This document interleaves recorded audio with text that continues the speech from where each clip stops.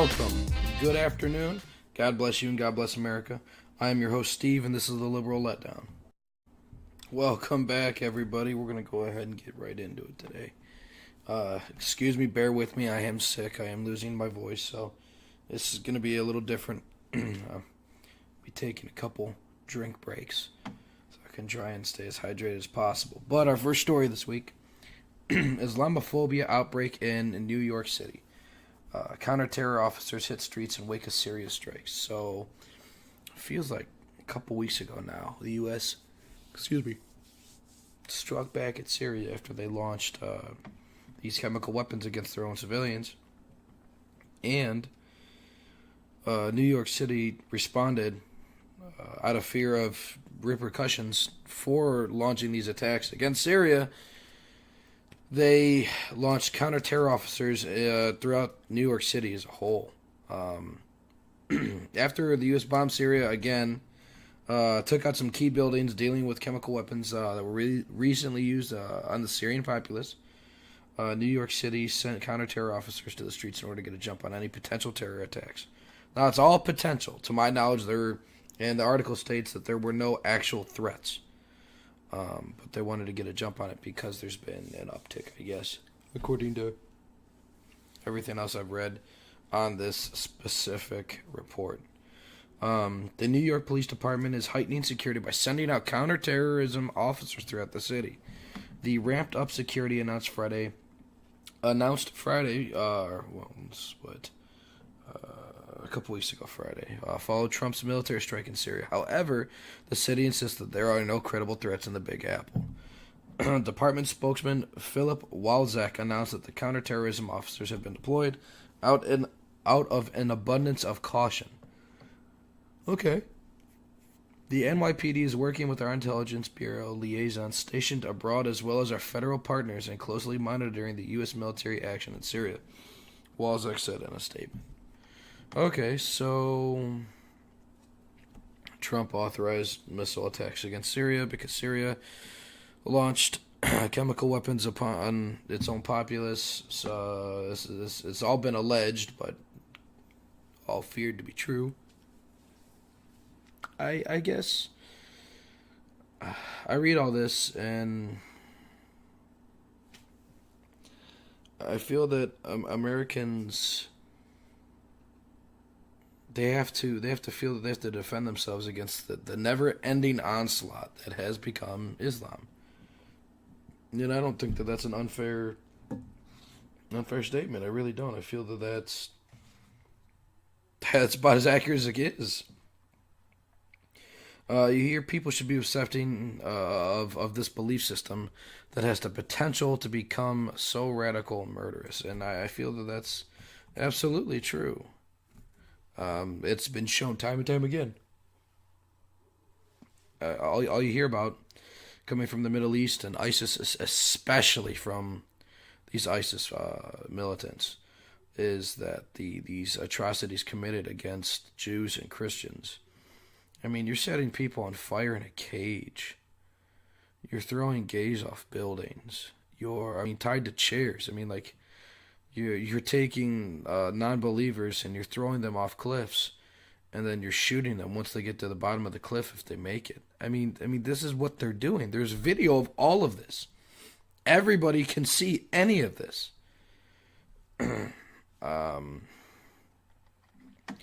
People call it Islamophobia because they launched a plethora of officers in order to quell any type of rebuttal attack, counterattack against New York City, which I believe is the city that receives the most credible threats in the world year after year. So when you take that into consideration, you take into consideration that the Middle East is heating up. It's getting really rough. I think that these actions are absolutely acceptable. I don't feel that sending more officers to the streets should be seen as Islamophobia when it's proven that these people are dangerous. Time and time again, it has been proven these people are dangerous. And I think that's where we're going to go ahead and end that topic. I'm going to Have some water here. Ah, that's better. Next story, everybody's heard about this one. 2 black men were arrested for sitting in a Starbucks in Philadelphia. Now, I picked this article. It's from a liberal site. It's from Crooks and Liars. Because it was wrote 2 days after, and they didn't publish all the information because they obviously have a bias because they're pieces of shit.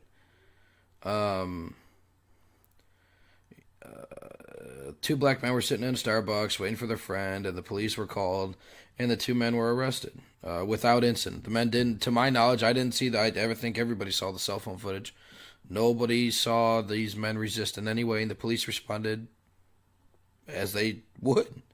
They didn't beat them. They didn't harm them. The men were arrested and taken out, and then I think they were bailed out next day. Or later that night. So, since then, the CEO of Starbucks has come out in defense of the 2 black men. He stated that he's closing 8,000 stores in order to train his employees on their unconscious bias. And I feel that that's wrong. You ask anybody about this unconscious bias training, and not only is it inconsistent, it's fixable. You can take the test twice and beat it every time. So it's not even real. It's not a reliable source of training. So the guy apologized, the CEO of Starbucks, he apologized. And then he's going to send his employees to train or to training on something that isn't effective. So is this just a ploy? I absolutely feel that this is just a ploy to go ahead and try and save some face over something that was done properly. There was zero racism here. Zero. Fact of the matter is the specific store has a current problem with loitering, and the store manager, Holly, her name's Holly, was reported to be a quote-unquote SJW feminist of the highest order, end quote. The men themselves said in an interview they did on Good Morning America that they grabbed a table, asked to use the bathroom, were told to purchase something in order to use it. The men then refused and returned to the table they chose to sit at. The manager did nothing wrong. She did her job according to her store's own policy. Excuse me. And the police officers did their job by responding to the call and removing the 2 black men who refused to follow the store policy. It's not law, it's store policy. They didn't follow store policy, so the manager called the law. There were initial reports that stated that other people were there who had not paid for anything, but some had used restroom and some had not.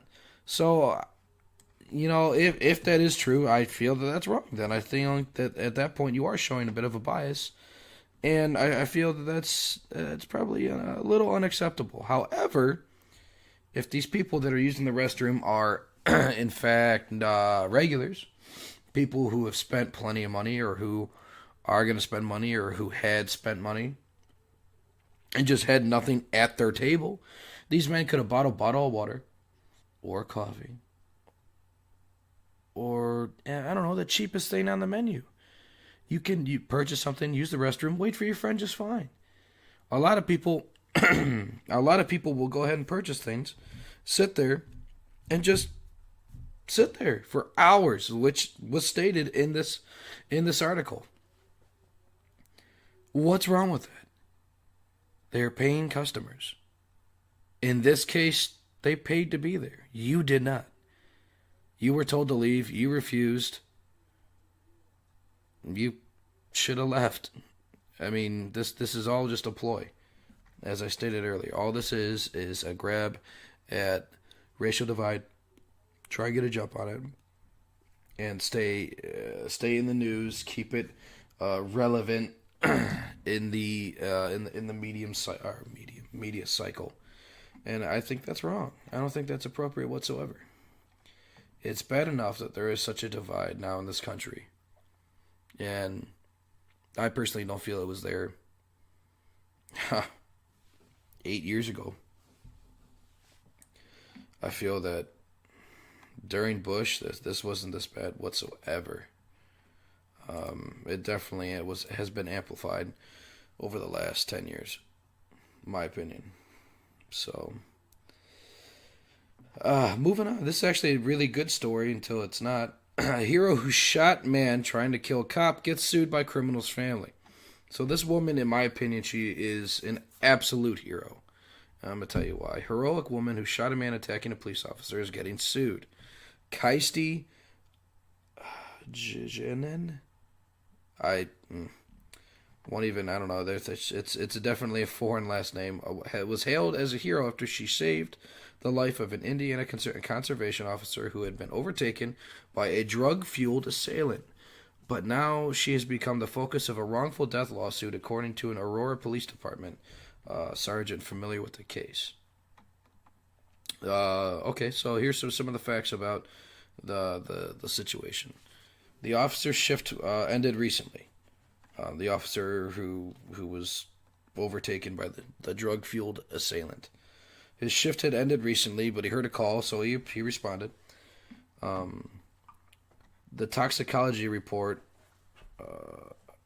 after the gentleman had been shot and killed by Kirsty found that Holland, who is the criminal here, had methamphetamine, benzodiazepines, whatever, marijuana, dextromethorphan, and methadone in his system at the time of the encounter. That's a lot of drugs. That is the meth and pot, and then methadone on top of that. That's a lot of drugs. The officer noticed the man was acting erratically and attempted to handcuff him for his safety and public safety. That makes sense. During the struggle, officer felt pressure on his duty weapon. Kirsty approached the struggle and shot the man in the abdomen, and then proceeded to administer CPR on him. So she shot this guy, who was beating on this cop, going for his gun, was going to end him, obviously. That's what was going to happen.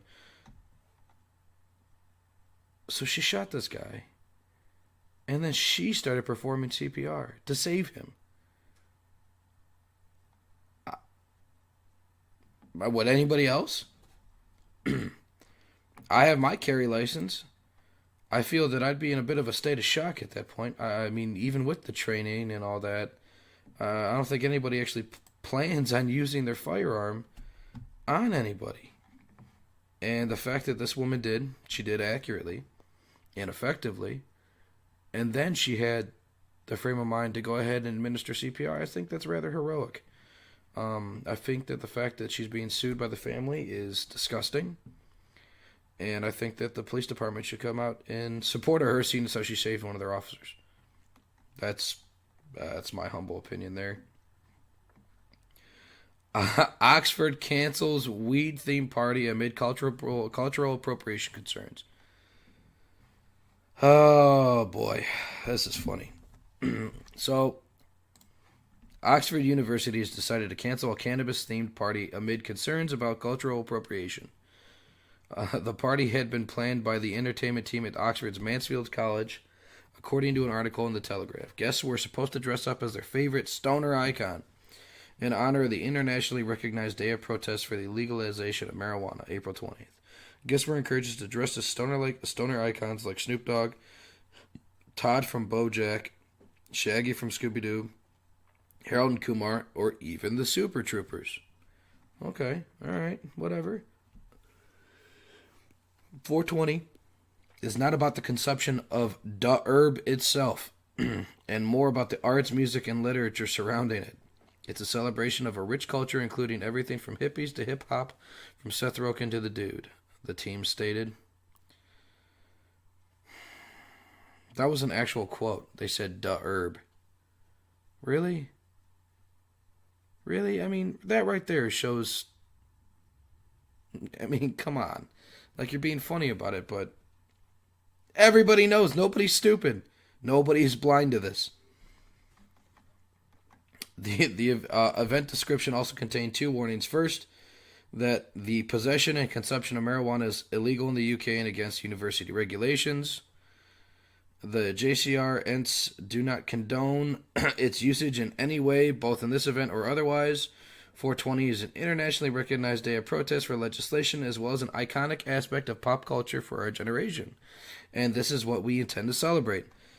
The second, if you're white, don't try to go as Snoop Dogg or Bob Marley. Blackface isn't cool. So, that was actually what was said. And, the whole thing was canceled because they were afraid white people would dress up like black people and upset black people. Are you kidding me? So how's Halloween going to go? People dress up like Snoop all the time. All the time. I mean, Ice Cube, NWA. I mean, and that's Halloween. So what's how you gonna cancel Halloween? Good luck. Good luck. Women love dressing up for Halloween or dressing down, depending on how you look at it. I guess. Is nobody allowed to dress as black people, or are they afraid that white people specifically are going to enrage the black community by dressing up with dreadlocks and tie-dye? The dude wore tie-dye. He's a white guy. He had long hippie hair. He was a white dude. So was that a cultural appropriation? No, it's not. Well, Bob Marley wore tie-dye. Right? Snoop's had some tie-dye stuff. I see white dudes in beanies. I mean, to me, this story is ridiculous. It's a waste of time because they should have just had the party. We all know a party was thrown regardless. It was thrown regardless. You know damn well maybe they canceled theirs, but somebody else had one. It might not have been these people, but a party was thrown somewhere else. You know it. And you know damn well a white person looked like a black guy because dreadlocks are a hairstyle and because tie-dye is popular amongst stoners, which is what this entire day is about. Drug rugs, tie-dye, and dreadlocks. And beanies. It's staples to these people. And that's whatever, but it's a literal style to dress that way. You can call what you want. I call it as I see it. I've known a whole lot of stoners in my life and people that haven't amounted to anything. And, well, there you go. A lot of them like beanies. A lot of them love dreads. Love tie-dye, and most of them wear drug rugs. So, hey, call what you want, but I know what I know. Last story. Chicago suburb makes it illegal for residents to own assault rifles. So, obviously, it's illegal to start off with. This isn't going to last long. That's just, we'll get that out of the way. Deerfield, Illinois made it illegal for their residents to own assault rifles. The law bans AR-15s, semi-automatic pistols, semi-automatic shotguns, conversion kits, and any shotgun with a revolving cylinder. This village wants a sense of safety. A sense of safety. I really hope that they have police officers in every single home. I really hope that they have, landmines in their front yards. And they got machine guns, automated machine guns in their driveways so that when people try and break down their door or bust out a window to rob them or go to mug them or something, that these machine guns can pick up on it and just shoot them, right? No? Well, how the hell are you going to be safe? What, are you going to carry knives? Cool, that's fine. Great. Talk about get up close and personal. That's not something for everybody. You look at things like that and situations like this. One, nobody can define an assault rifle. Nobody, because there aren't any. The AR-15 is not a military grade weapon. It's not. The military would not use AR-15s. The military uses much higher grade weaponry than what is available to civilians. To an everyday civilian, the rifles that the military use are nowhere near obtainable. There's not. It's not even a possibility. Semi-automatic pistols, if you carry for self-defense, typically you're going to have a semi-automatic pistol. I carry a semi-automatic pistol for my carry piece. I will not. I don't feel that carrying a revolver as a carry piece is reliable or practical. That's my opinion. That's personally. There's a big difference in trigger pull. There's a big difference in weight. There's a big difference in caliber. That's my opinion. I might be wrong, but change my mind. Semi-automatic shotguns. I mean, I can think of a couple of things that this is silly for. You ever gone bird hunting? Pheasant, quail, grouse, duck, goose. You use semi-automatic shotguns typically. Conversion kits. That's goofy. I don't agree with that one at all. I mean that's putting restrictions on parts. On any, eventually that'll go to any single part that's included in a conversion kit, even if that's like making a simple repair on something. That's what that's going to go to. Mark my words.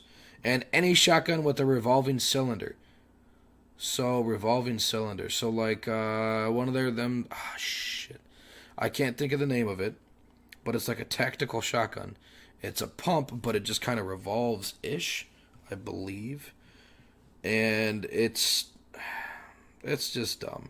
This is such a broad law that it's going to be ineffective. Because you cover everything, and the only thing that you leave legal are pump shotguns and revolvers.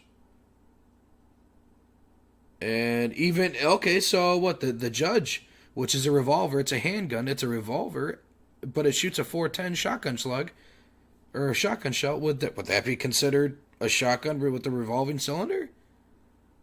Right there, you have your issue. And that's where it's going to get really, really, really weird.